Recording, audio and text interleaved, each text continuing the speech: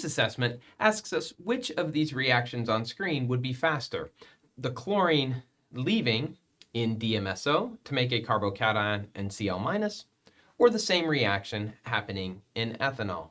And so really what we're doing is we're making a comparison between DMSO and ethanol as solvents.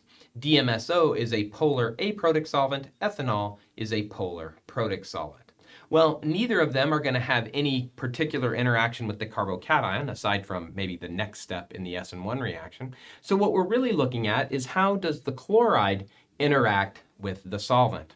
Now, polar aprotic solvents have no interaction with negatively charged species, no positive or no favorable interaction with negatively charged species, but ethanol can hydrogen bond. Ethanol and all polar protic solvents can hydrogen bond with negatively charged species. And so we can draw a couple of hydrogen bonds to show that in this case, Cl- would be solvated by the polar protic solvent.